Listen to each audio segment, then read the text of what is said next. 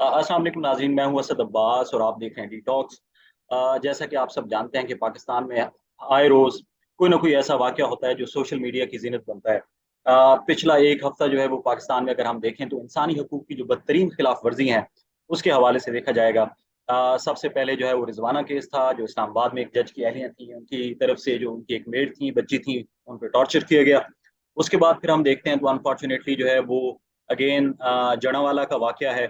और अभी उसकी आग जो है वो उसकी तपिश जो है वो ठंडी नहीं हो पाई थी कि फिर खैरपुर के जो ज़िला खैरपुर है, उसकी जो तहसील है रानीपुर, वहाँ से एक अफसोसनाक वाक़या जो है वो एक बच्ची के कत्ल का है, जिसको तशद्दुद के बाद जो है जो इल्ज़ाम है कि तशद्दुद के बाद तशद्दुद की वजह से उसकी मौत वाक़ई हुई। इसी सिलसिले में हमने आज अपने डिटॉक्स में जो है वो दावत दी है पाकिस्तान की और सिंध की एक नामवर बेटी मारवी अमान साहिबा। आप सोशल एक्टिविस्ट हैं, लॉयर हैं और विमेन प्रोटेक्शन सेल की जो है वो सीईओ है। Marvi, thank you so much for giving us this opportunity and joining us. Welcome to Detox. Thank you Asad, आपका बहुत शुक्रिया मुझे रिव्यू करने के लिए। चलें, मैंने इंट्रो में बता दिया कि हम आज हमने आपको किस लिए ये जहमत दी है कि आज आप हमारे साथ अपने कुछ थॉट्स शेयर करें। तो मुझे ये बताएं, चूंकि आप इंसानी हकूक के हवाले से हम देखते हैं कि काफ़ी एक्टिव रहती हैं, सोशल इश्यूज के हवाले से काफ़ी एक्टिव रहती हैं, तो इस सारे वाक्य को कैसे देखती हैं? फिर उसके बाद हम इसके दूसरे जो पहलू हैं वो हम डिस्कस करेंगे। असद, ह्यूमन राइट्स की जो सिचुएशन है हमारे मुल्क में उससे हम सब वाकिफ हैं। जी। हम कहाँ स्टैंड करते हैं जेंडर इक्वालिटी के हवाले से, सेकंड लास्ट पर हम स्टैंड करते हैं। उसके अलावा worst countries in human rights हम जाने जाते हैं। हमारे लिए ठीक है। यही बहुत काफी है ये समझने के लिए कि हर किस्म का ह्यूमन राइट्स वायलेंस यहाँ पर मौजूद है। बिल्कुल सही। हमारा मुल्क है, हम इससे बहुत ज्यादा मोहब्बत करते हैं। जब हम स्पेसिफिकली, यहाँ पे आपने दो वाकयात को मेंशन किया है, तो मैं इस कोशिश करूंगी कि हम उसी के ऊपर ज्यादा रोशनी डालें। नंबर वन, आपने हमारे पास जो मजहबी इंकशार यहाँ पर हो रहा है और उसके हवाले से जानेवाला में किस तरीके से सिर्फ एक इबादत गाह पे क्रिश्चियन कम्युनिटी के हमला नहीं किया गया, लेकिन बिल्कुल सही। उनके घरों को जाड़ा गया, उनकी बेटियों को, उनके बच्चों को, उनकी कुल कमाइयों को लूटा गया और बहुत बेहुरमती उनके साथ हुई कि उन्होंने वो पूरी रात कहाँ पर गुजारी? सॉरी। खेतों के अंदर गुजारी। शायद खुदा अपने घर को डैमेज करने पे इतना नाराज ना हो जितना किसी इंसान को इंसानियत के बिल्कुल आखिरी लेवल पे आके आप उसको ट्रीट करें इन ह्यूमन वे में, उससे उसकी छत छीन लें, उसको तकलीफ दें, उसकी रोजी छीन लें, उसको धक्के मारें, उनके बच्चों को मारें, डराएं, उनको मौत की धमकियां दें। ये मेरे ख्याल से बहुत बड़ा गुनाह कबीरा है जो कि बेशक किसी भी बेशक। मजहब में माफी के काबिल नहीं है। इसकी वजह क्या है? क्या हमारा जो रूल ऑफ लॉ है क्या वो वीक है? अगर उसका डर होता तो किसी का हाथ किसी के घर पे, किसी की इबादत गाहों पे नहीं जाता। यहाँ पर हम ये देख रहे हैं कि मॉब एक जमा हो जाता है छोटी सी अफवाह पे। यहाँ को सिर्फ ये violation of the minorities right नहीं है, वायोलेशन ऑफ द कॉन्स्टिट्यूशन है, violation of the rule of law है, violation of the ethical ethical sayings of our founder of Pakistan है। Thank you so much Marvi, आपने बहुत अच्छा कंक्लूड किया जो जड़ावाला का वाकया है, और आपने जिस तरीके से हमारे यहाँ जो सोशल और रिलीजियस हार्मनी है उसकी बात की, और आपने रूल ऑफ लॉ की बात की। तो आप सिंध में बैठी हैं और सिंध में हम देखते हैं कि पिछले कई दहाइयों से एक स्पेशल जो पार्टी है जो हमेशा रूल ऑफ लॉ की भी बात करते हैं, जो दावे भी करते आए हैं और रूल भी कर रहे हैं, और जो आवाम की पार्टी खुद को कहते हैं। लेकिन इसको अगर हम खैरपुर का जो रानीपुर का वाकया है उसमें जोड़ें, रूल ऑफ लॉ आपको कहाँ नजर आता है कि एक बच्ची जो है जिसकी डेथ हो जाती है, जिस जिन सर्कमस्टांसेस में उसकी डेथ होती है, उसको कैसे छुपाया जाता है? जो डॉक्टर है वो मेडिकल रिपोर्ट गलत देता है, जो पुलिस का एसएचओ है वो उसको रिपोर्ट नहीं करता, और फिर थैंक्स टू सोशल मीडिया कि जहाँ पे वो फुटेज सर्कुलेट होती है और उसके बाद जो है वो एक नॉन इशू, जो जो बेसिकली एक इशू था, उसको नॉन इशू बनाने की कोशिश की गई है और फिर वो एक इशू बन के सामने आता है। तो मुझे ये बताएं, कल उस बच्ची की कब्र कुशाई हुई है, तो डू यू थिंक कि जो जस्टिस फॉर फातिमा का एक हम सब चला रहे हैं ट्रेंड, कि आपको इंसाफ होता हुआ नजर आ रहा है इन सारे सर्कमस्टांसेस में, जब दूसरी पार्टी इतनी इन्फ्लुएंशियल है? सिर्फ इसमें कोई शक नहीं है कि दूसरी पार्टी बहुत ज्यादा इन्फ्लुएंशियल है। और फातिमा के हवाले से बात करने से पहले मैं जितने अफसोस का इजहार करूं वहां पर कम है। एक बेटी, एक बच्ची इतने बुरे वक्त से, इतनी तकलीफ से गुजरी।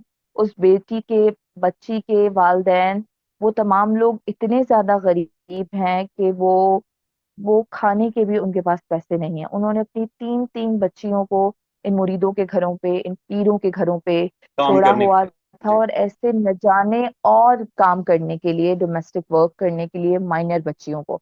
और ये जो छोटी छोटी मासूम बच्चियां होती हैं, ये अपनी इज्जत बचाने के लिए गुर्बत के मारे घरों के अंदर काम करती हैं। तो ये तमाम वो हमारे माइनर डोमेस्टिक वर्कर्स हैं, जो कि एक चाइल्ड लेबर, जो बेशक। कि गैर कानूनी है, उसके अंडर आते हैं। लेकिन यहाँ पर अफसोस की ये बात है कि पूरा साल, सालों साल, इतने साल हमारे मुल्क को आजाद हुए हो गए हैं, लेकिन इन बच्चों को हम आजाद नहीं करा पाए हैं। हम रहते एक आजाद मुल्क में हैं जहां पर हमारे बच्चे गुलाम हैं। मैं इसकी डेफिनेशन इस तरह देना चाहूंगी। अब भी उन फ्यूडलिस्ट की, उस पीरिज्म कल्चर्स की, उनके घरों में बेशक। उनको ये कह के कि हम आपके खानदान की कफालत करेंगे, चलो अब अपनी बच्चियां हमें दे दो, ताकि हम उनका कॉन्स्टिट्यूशनल राइट ऑफ एजुकेशन भी खत्म कर लें, उनका कॉन्स्टिट्यूशन फ्रीडम भी खत्म कर लें, उनका कॉन्स्टिट्यूशनल और लीगल जितने राइट्स हैं उन सबको वायोलेट करके हम अपने पैर दबवाएं, हम चाय बनवाएं, हम घर की सफाई करवाएं, हम उस मासूम बच्चे से वो काम लें जितनी उसमें ताकत नहीं है।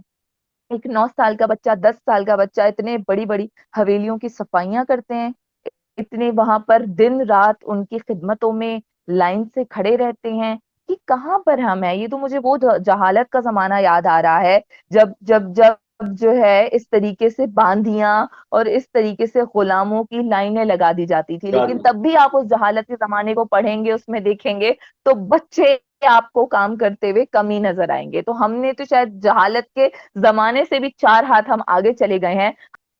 फातिमा बच्ची के केस की जब हमें खबर पता चली तो बड़ा मशकूक लग रहा था, क्योंकि एक जो इनिशियल स्टेटमेंट आई थी पुलिस की तरफ से, मीडिया की तरफ से, उसमें ये लिखा हुआ था कि जी बच्ची को कोई मर्ज हुआ था और उस बीमारी की वजह से उसकी डेथ हो गई।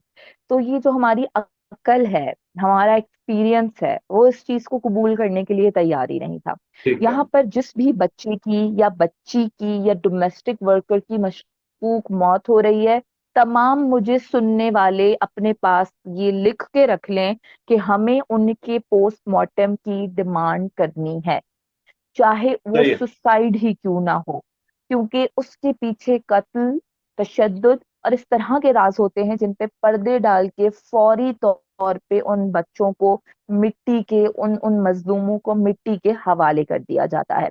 जब हम फातिमा बच्ची के केस को क्लोजली देख रहे हैं तो बड़ा शोर मचाया सबने, और फिर साथ ही साथ वो वीडियो भी वायरल हो गई। अब उस वीडियो के पीछे ये हिस्ट्री है कि ये जो पीर असद ने अपना इंटरव्यू दिया है, द नॉमिनेटेड एक्यूज्ड, जिसकी हवेली में वो बच्ची काम करती थी, उनका ये कहना है कि ये वीडियो मैंने खुद घर वालों को प्रोवाइड की है। तो उसके पीछे रीजन ये भी हो सकता है कि जब वो बच्ची की डेथ हो गई हो तो घर वालों को एक एक निशानी देने के तौर पे कि देखें वो खुद ही तड़प तड़प के मरी है, हमने थोड़ी इसको कुछ किया है।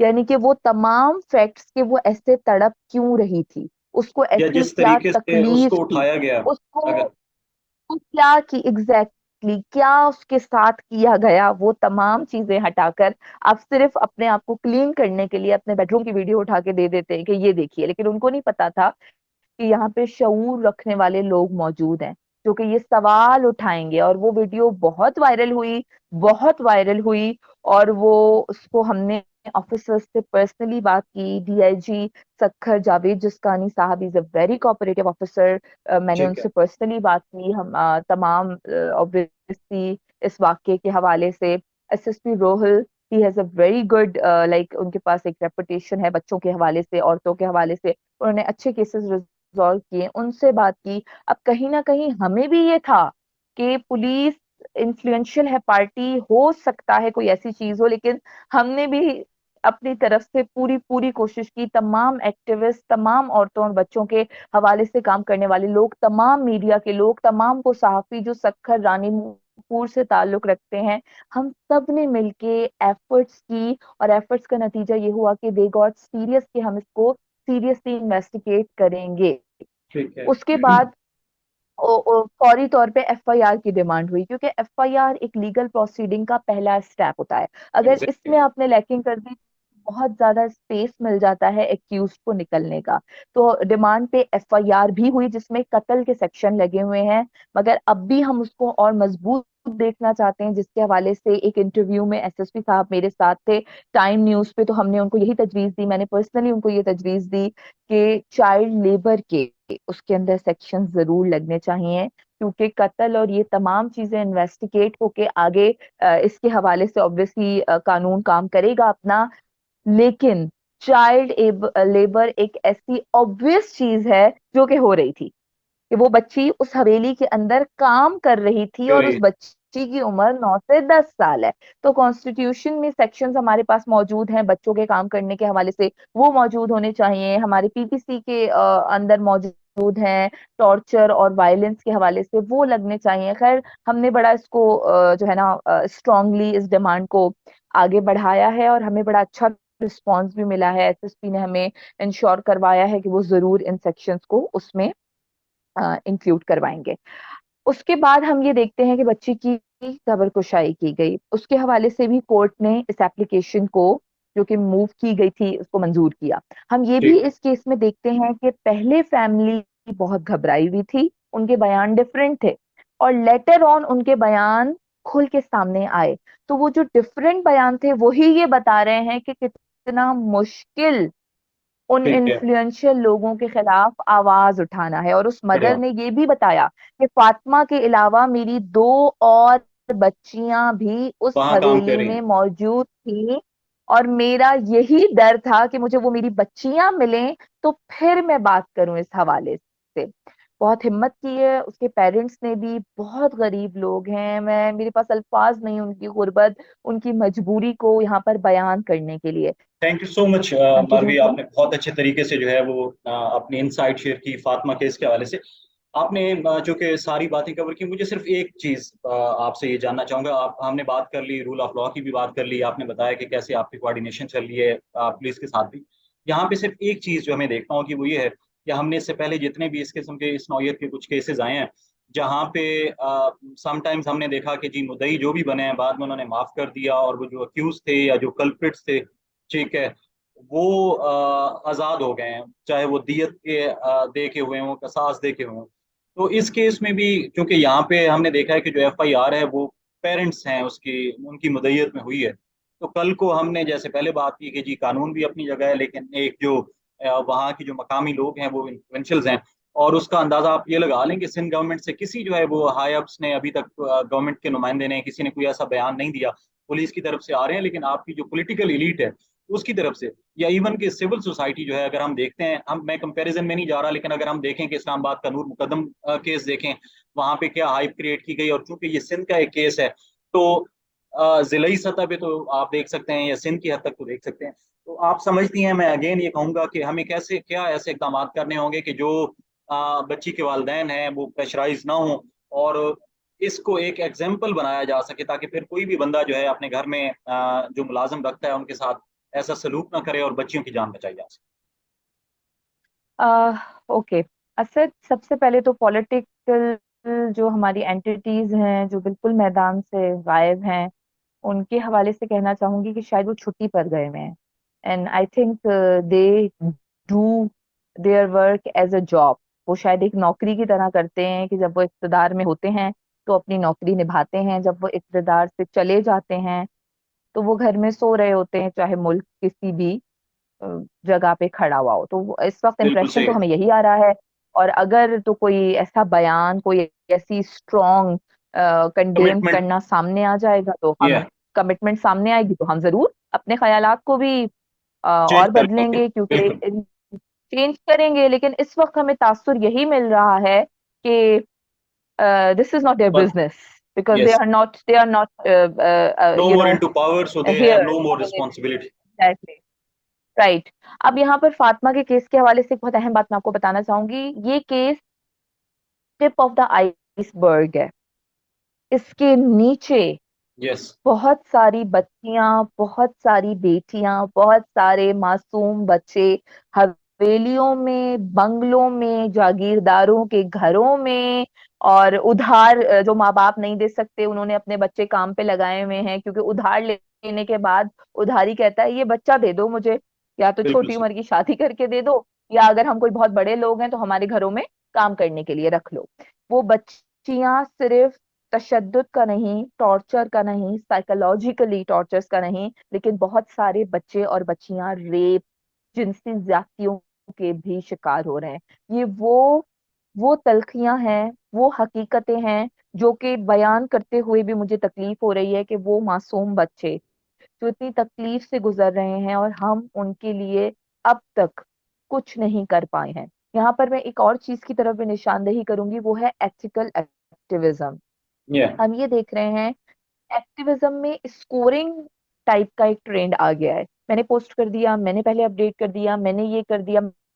आपने को नोट किया होगा कि मैं आपको जब बयान कर रही हूँ तो मेरा जोर इस तरफ है कि हम सब एक्टिविस्ट ने, यस। हम सब रिपोर्टर्स ने मिल के इस चीज को किया है, क्योंकि ये हम सब की जिम्मेदारी है। लेकिन यहाँ पर हम ये देख रहे हैं कि कोई रेस टाइप लगी हुई है। हर कोई एक्टिविज्म के मैदान में निकल आया है, उनको एथिक्स बेसिक नहीं पता। उनको ये नहीं पता कि अब जैसे फातिमा बच्ची की जो कजिन्स थी वो काम करती थी उस उन हवेलियों के अंदर, या पहले काम कर चुकी थी, तो हमारी एक्टिविस्ट ने उनके वीडियो बयान रिकॉर्ड किए। उनके वीडियोस अच्छी बात है, रिकॉर्ड करना चाहिए, ये चीजें बंदा रिकॉर्ड पे रखे, लेकिन रिकॉर्ड करने के बाद पुलिस इन्वेस्टिगेशन में उनको शामिल करें, ना यस। कि सोशल मीडिया मीडिया पे में उनको आके। लगाया जाए। वो बच्चियां, वो बेटियां, उनकी कोई इज्जत है, उनकी कोई डिग्निटी है। अगर वो गरीब हैं तो इसका ये हरगिज मतलब नहीं है कि उनके साथ ये कि वो एक वाकया हुआ है कमोडिटी। तो या उनका घर एक खुला बाजार बन गया है जिसमें हर कोई घुस जाएगा अपनी कैमरा लेकर। सो हमें एक एथिकल कोड ऑफ कंडक्ट को फॉलो करना है। और वही लोग जिन्होंने एक दिन वीडियो बनाई, दूसरे दिन ये तमाम लोग कहते हैं कि जी वो जो बच्चियां हैं कजन्स, अब उनकी जान को खतरा है, वो हरास महसूस कर रही हैं, वो किसी से बात करने के लिए तैयार नहीं है, वो वीडियो के सामने आने के लिए तैयार नहीं। उनको इस पोजीशन में खड़ा करने वाला कौन कौन है? है?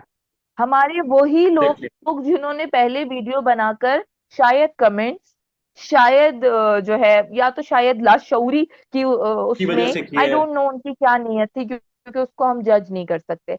लेकिन उन्होंने इस चीज का के पे कदम रख के उन बच्चियों को धकेल उनकी दिया जिंदगी में। ज्यादा एग्जैक्टली। मुसीबत, ज्यादा मुश्किल की तरफ। वो देखें, हम मैंने और आपने अपने घर पे रहना है और फिर वापस अपने घर चले जाना है, लेकिन उन बच्चियों ने उन्हीं पीरों के गांवों में रहना है।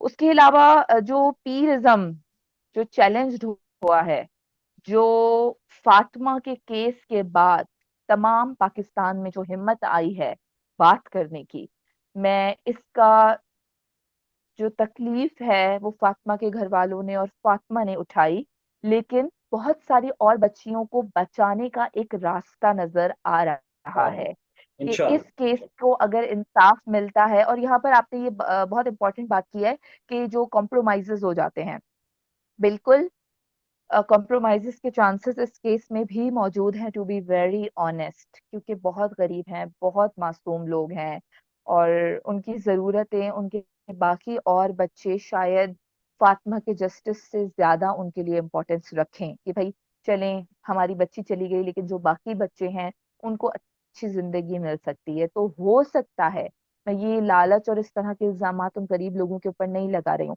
लेकिन मेरे कहने का ये मतलब है कि जरूरतें अक्सर हमारे हुकूक से बालातर हो बड़ी। जाती हैं। यस। तो हो सकता है, चांसेस हैं इस चीज के, लेकिन हम कोशिश करेंगे कि स्टेट इसमें कोई कॉम्प्रोमाइज ना करें। हम कोशिश करेंगे कि रिपोर्टर्स, मेरे और आप जैसे लोग जो इस केस के हवाले से आवाज उठा रहे हैं, कोशिश कर रहे हैं, हम लोग अपनी कोशिश को जारी रखें, क्योंकि फातिमा का केस ये पीरिज्म और फ्यूडलिज्म का एंड हमें बनाना है, ताकि कोई और बच्ची जो इस इन घरों के अंदर, इन हवेलियों के अंदर तशद्दुद का, जुल्म का शिकार हो रही है, जिनसी ज्यादतियों का शिकार हो रही हैं, अपनी उम्र से ज्यादा काम करने का, चाइल्ड लेबर का शिकार हो रही हैं, उन बच्चियों के लिए हम मुसलसल आवाज भी उठाते रहे हैं।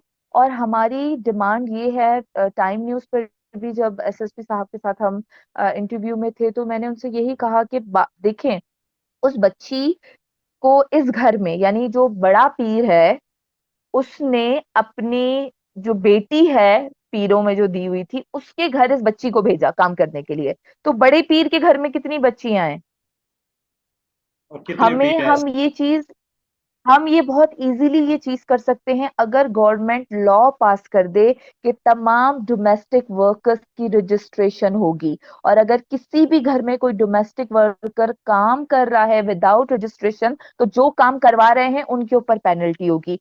ये एक ऐसा एक हमारे पास कानून हथियार बन सकता है कि हर घर में काम करने वाले लोगों की लिस्टें और तमाम रिकॉर्ड हमारे पास आ सकते हैं। और एक दफा वो रिकॉर्ड आए तो हम इंश्योर कर सकते हैं कि बच्चे काम के अंदर एंगेज ना हो। हम इंश्योर कर सकते हैं कि उनको किस तरीके से रखा जा रहा है, उनके वेजेस उनको वो जो मुताबिक है रिक्वायर्ड वो नहीं दिए जा रहे हैं या दिए जा रहे हैं, उनके राइट्स, बाकी राइट्स का प्रोटेक्शन का ख्याल हो रहा है या नहीं हो रहा। तो हुकूमत से मेरी आपके प्लेटफॉर्म से और तमाम प्लेटफॉर्म से ये बड़ी स्ट्रॉन्ग रिकमेंडेशन और डिमांड है कि हमें डोमेस्टिक वर्कर्स लॉ के हवाले से, रजिस्ट्रेशन की इम्प्लीमेंटेशन के हवाले से और मजबूती चाहिए, ताकि हम प्रॉपर तरीके से मिल के काम कर सके डोमेस्टिक राइट्स के हवाले से, चाइल्ड लेबर के हवाले से। और हम इस तरह के रेडियो मैसेजेस और कम्युनिटी सेशंस को जरूर एक एक बैक टू बैक रखें, ताकि इन लोगों को पता चले कि मुरीदी का मतलब एक बिलीव क्या? होता है, एक मुकद्दस, एक उनकी सोच हो सकती है, लेकिन गुलामी हरगिज नहीं हो सकती। Thank you so much Marvi. आपने हमें टाइम दिया। नाजरीन, जैसे कि मारवी ने अपनी गुफ्तगू के दौरान कहा कि this case would be tip of the iceberg, तो ये टिप ऑफ द आइसबर्ग है, और इसके साथ साथ हम ये भी उम्मीद रखते हैं कि इंशाल्लाह जस्टिस विल बी डन। और वो जो रिवायती हथकंडे हैं, हम उम्मीद रखते हैं कि वो नहीं अपनाए जाएंगे, because justice delayed is justice denied. और इन जैसी आवाज़ों से ही, जैसे मारवी हैं और आप लोग हैं, सोशल एक्टिविज्म की हमने बात की, उसके भी कुछ एथिक्स हैं, जुडिशल एक्टिविज्म की हमने बात की। ये अलहदा टॉपिक्स हैं जिन पे किसी और निशिस्त में इस पे बात करेंगे। फिलहाल आपसे यही कहेंगे कि दुआ करें और अल्लाह ताला हम सबको शऊर दे। और हमारे आसपास अगर ऐसे कोई केसेस हैं, कोई बच्चियां हैं जो इस किस्म का डोमेस्टिक वायलेंस का शिकार हैं, आपकी फैमिली में, आपके मोहल्ले में, आपके शहर में, जरूर रिपोर्ट कीजिए, किसी भी प्लेटफॉर्म पे कीजिए। लेकिन रिपोर्ट इस पर्पज के साथ कीजिए कि उसका सोल्यूशन निकल सके, ना ये कि वो फैमिली या वो बच्ची जो है उसके लिए जीना महाल हो जाए। और वो you should be part of the solution, not part of the problem. अपना ख्याल रखिएगा। मारवी, आपका एक दफ़ा फिर बहुत शुक्रिया। फी अमान अल्लाह।